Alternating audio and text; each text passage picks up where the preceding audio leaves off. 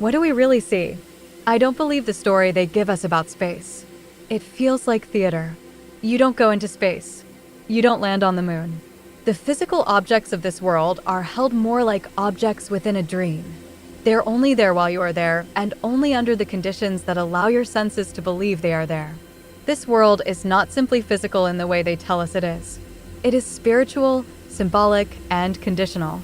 It operates more like something dreamlike than like a hard machine. I am not saying this as a conspiracy theorist. I am also not saying it as a fool. I am saying it as someone thinking philosophically about perception, authority, reality, and the stories people are trained to accept.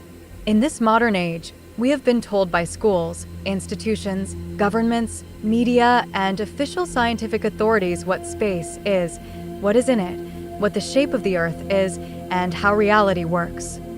But much of that has been placed into us through repetition, authority, and indoctrination. The people running this world do not appear to have humanity's best interest at heart. The story being handed to us is not innocent. It is part of a larger conditioning of perception. This is not the same thing the ancients and the mystery schools were pointing toward.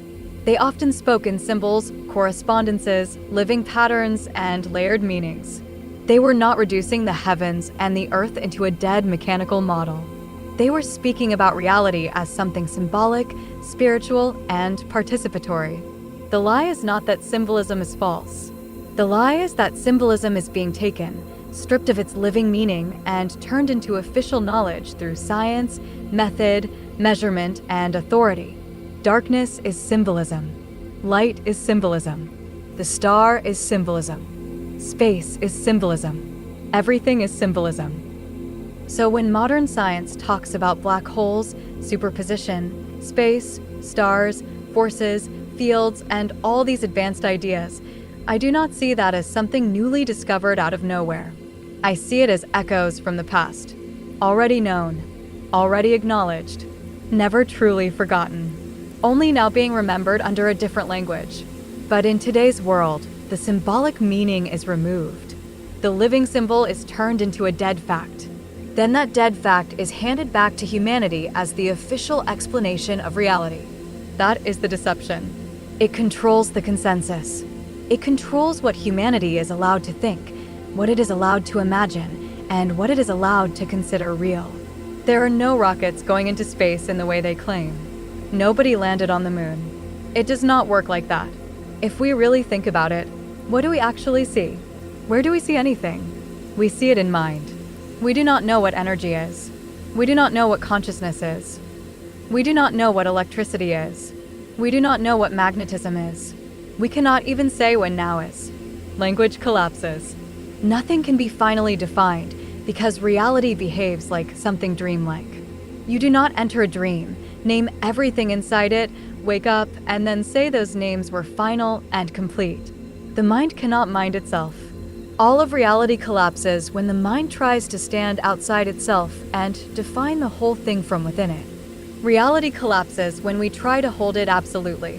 What remains is the elusive nature of opinion, arbitrarily expressed, burning like a flame. Today it is this. Tomorrow it is that. It flows like water. What we are dealing with are points of consideration, ideas, symbols, personal experience. So when a whole constructed ideology is placed upon theoretical aspects and then repeated continuously through rhetoric, that is not wisdom. That is dogma. And this does not stop with science.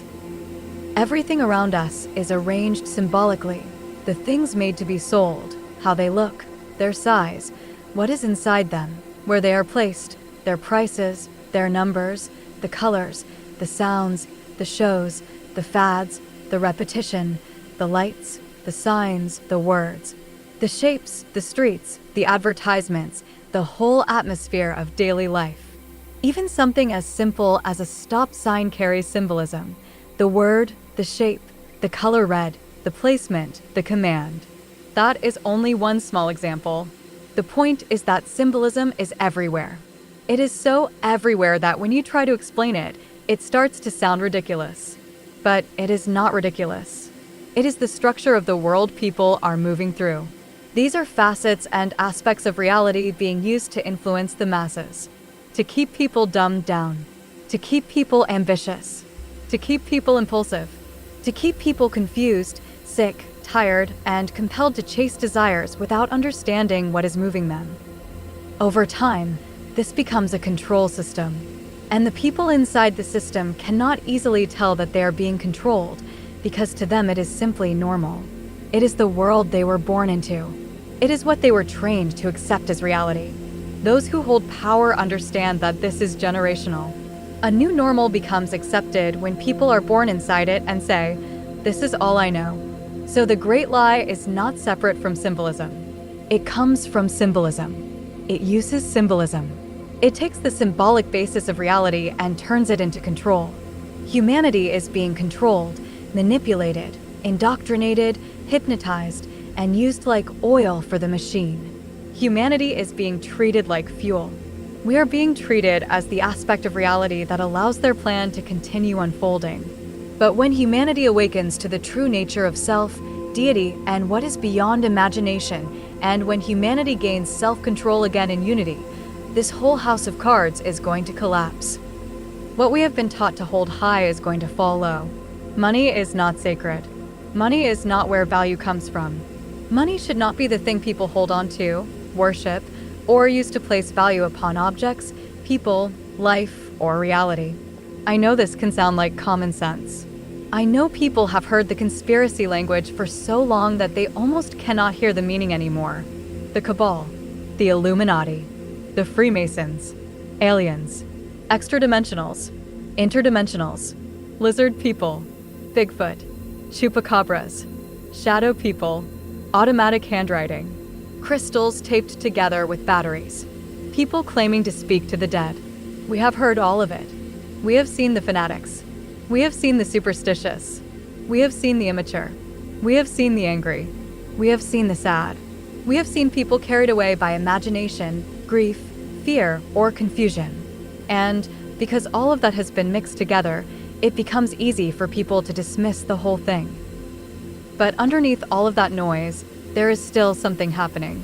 This world is being controlled and manipulated in every single way it has been believed to be, but it is not random. It has been constructed through design. This is not brand new. This has been going on for a long, long time. There is so much more going on that we are not in acknowledgement of. There is so much more beyond the veil that humanity does not know about. I do not think humanity, at this point in its development, could fully hold or contain what is truly beyond that veil. We are only being given the amount we can barely handle. And even that, we can barely handle. Look at the world asleep right now. Look at it feeding on its own self. Look at what it meditates on. Look at what it preys on. Death, murder, war, blood, depravity, perversion, confusion. Every time I look through YouTube, that is what gets suggested. Promiscuous thumbnails, death, murder, morbid images, depravity, perversion, blood, and more death. It never stops. We keep feeding on this and then wonder why it continues to exist. We wonder why we will not wake up. Like small children, we entertain ourselves for a dopamine high without realizing what we are meditating on. A person plays a game where they run people over, shoot people, kill police officers, rob, sell drugs, and turn corruption into entertainment. They excuse it by saying it is just a game. Games are okay, but what is a game? Life itself is treated like a game. You become what you eat. You become what you concentrate on. What you pay attention to is what you become conscious of. So look at what has been given to us as ideas. Look at what games were made for us to play. Look at what systems are made to be used for hours and hours of meditation, staring into images, repeating actions, absorbing symbols, impulses, desires, and patterns. Look at the celebrities placed before us as figures to admire. Look at every one of these supposed wise celebrities. Look what they have done. Look at the movies they made. A person is called good, wise, talented, or heroic, while every movie they make is filled with death. Every song is filled with lust, confusion, blasphemy, and disorder. Look at the singers.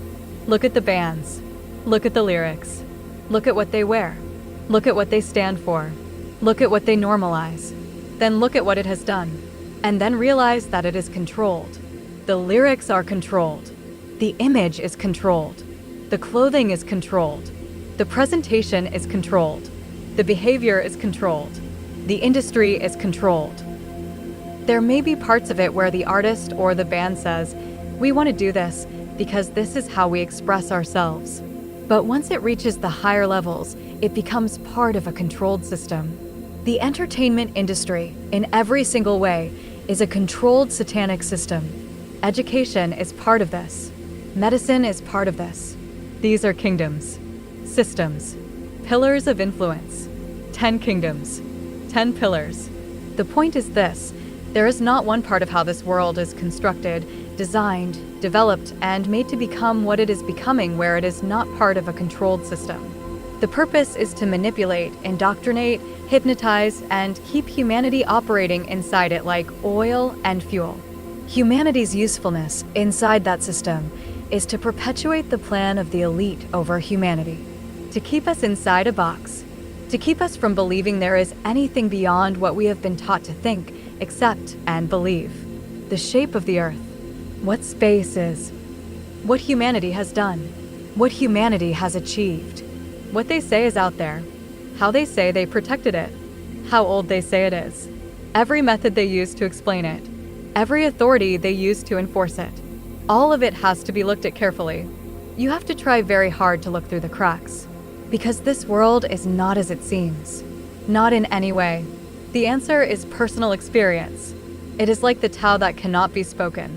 As soon as it is spoken, it is held back inside relativity. It becomes an idea. If reality is like being in a dream, then the one truly having the experience would be the one considered as the all, the infinite, or the one. People mention this often, but they do not explain it, because I do not think it can be explained. Language collapses, and what remains is intuitive personal symbolism. That is what we use to negotiate reality. Every perception becomes a point of idea. Like a fractal, every point contains the whole, but the whole cannot be reduced to the point. The moment we try to isolate one symbol and explain it by itself, it demands the rest of the pattern. If I speak about the sun, then I must speak about the moon. If I speak about the sun and the moon, then I must speak about the earth, the atmosphere, the space between the stars, and the stars themselves. So I am not isolating the sun as though it explains everything on its own. I am saying that anything perceived inside this dreamlike reality becomes symbolic once it enters the mind. Each point suggests the whole, but the whole cannot be fully held by one image, one object, or one explanation. The hidden thing wears the clothing of thought itself. Once it is considered inside this dreamlike reality, it has already collapsed into idea. Any idea considered within this dreamlike reality is still only that, an idea. Amen. Let it be so.